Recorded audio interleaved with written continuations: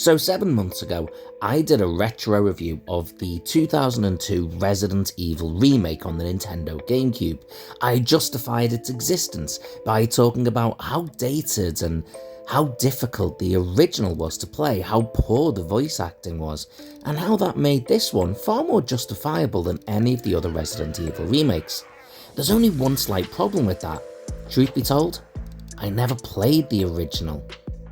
Hello there, welcome to saberduelgaming, where we always take the high ground, and welcome to our retro review of Resident Evil, the Director's Cut.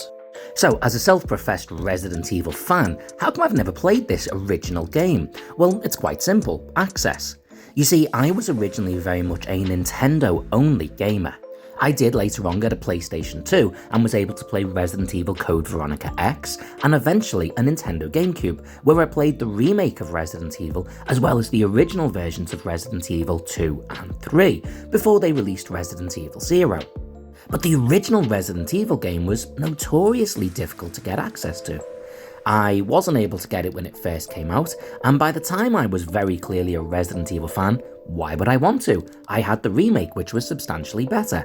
It was only later in life, when I saw myself as more of a retro gaming fan, that I wanted to go back and play it, and by God, it was near impossible to find.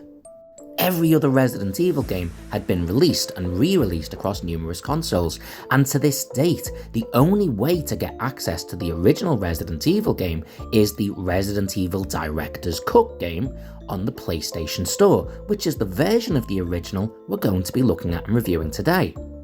So now, instead of going off video clips I've seen and farming experiences from other friends and colleagues, I'm going to go off what my own experiences are of finally having played the Resident Evil Director's Cut original. As with most Resident Evil games, you're given an option at the start as to which character to play as. This would change throughout the different games in the franchise, but this one starts with Jill Valentine and Chris Redfield as your options. From here, the game sets the scene, as most of them tend to do, but this is the first and I believe only Resident Evil game to set the scene using actual actors. These actors and special effects come across as quite corny cosplays more than anything else. However, it has to be stated that quite a lot of PlayStation games at the time did similar, and they were pretty much all at the same really lousy standard. The voice acting is most notably quite poor, but we'll talk about that later. Gameplay wise, this plays very much the same as most Resident Evil games would. It's a survival horror, with a variety of puzzles and challenges to overcome, things to find and bring to other locations, having to solve particular riddles to get access to keys that allow you back in a room that you couldn't gain access to before. There is a degree of combat involved, but it is very much a survival horror mentality. Conserving ammunition, and of course health, is of paramount importance. As you explore the Spencer Mansion and surrounding areas, you will come across a whole host of reanimated and infected monsters, from zombies, reanimated dogs, giant monstrous sharks and spiders, pretty much everything that could infest your nightmares. The game includes multiple endings and multiple ways to complete it. There are certain activities, for example killing a giant plant, which you can do in multiple different ways, which will result in different cutscenes. This does give a sense of freedom and a whole host of replay value as well. The game does involve quite a bit of going back and forth, and isn't really meant to be played at speed.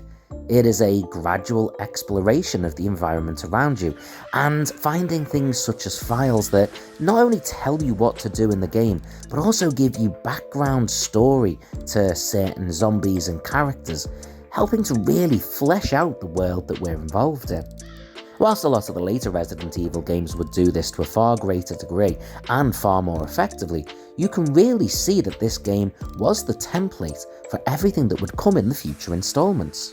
So then, given that this game would spawn a whole host of sequels and spin-offs, how was it actually received at the time? Well, obviously the game must have done pretty well, given how many sequels it spawned, but realistically we've already spoken about how flawed it was. Yeah, this doesn't quite fit. Ow, 5 stars, damn. Yeah, truth be told, whilst there is something of a modern day narrative that the original Resident Evil was, as I called it, a flawed masterpiece, on its release, this was considered a massive success. The scores were consistently at the absolute top level. There were scores in the high 80s to early 90s. There were scores of 5 stars and not far below, A markings. This game got absolute massive credit. And it then went on to win awards. It was one of the top 3 highest rated games for 1996, along with Tekken 2 and the sublime Super Mario 64. It received multiple Game of the Month awards, it got PlayStation Game of the Year, and a whole bunch of runner-ups in other awards.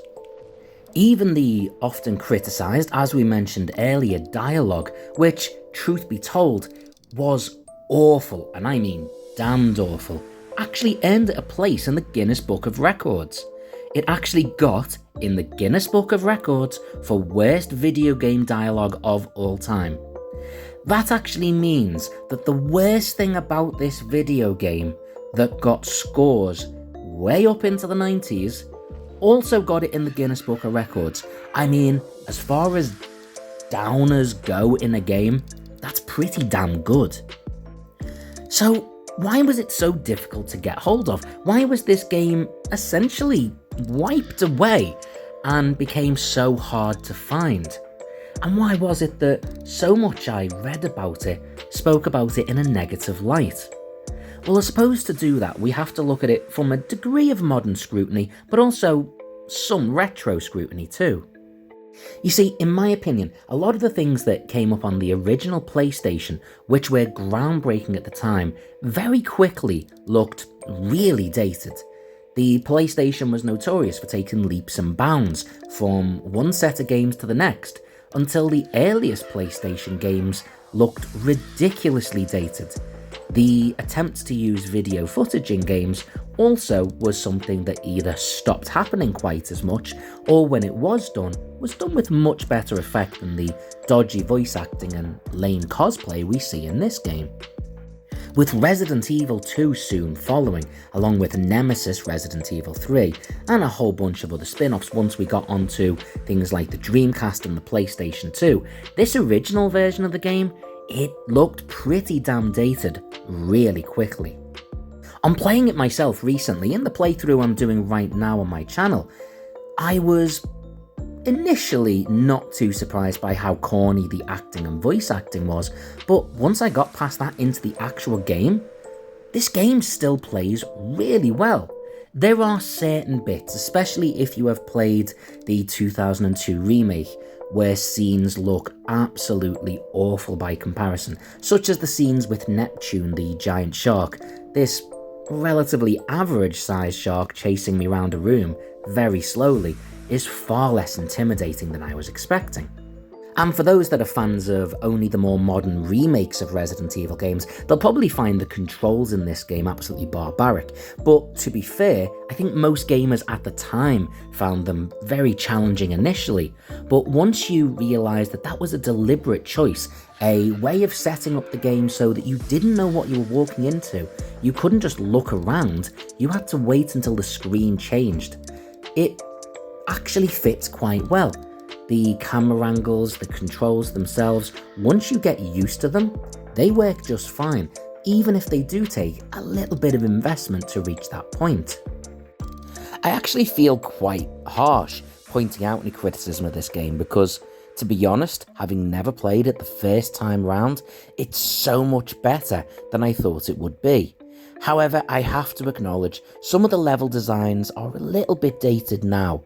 The graphics and cutscenes, and especially the audio, has aged a bit poorly, and compared to some of the later Resident Evil games, the environments are quite simplistic, but overall, it's still really good fun. Resident Evil Director's Cut is a fantastic game, and it's so much better than I expected it to be, and I think it easily deserves a 7.5 out of 10, even factoring in the poor dialogue and the dodgy cutscenes. I still think the 2002 remake was absolutely justified in being made. The advances we'd made in that period of time were just so prominent, but the original Resident Evil and the rest of the games in that series were so much fun and are so underrated to this day. But what do you think? What was your favourite Resident Evil game? Comment below, let me know, put a like on the video if you enjoyed it, and maybe even consider subscribing. And until next time, take the high ground.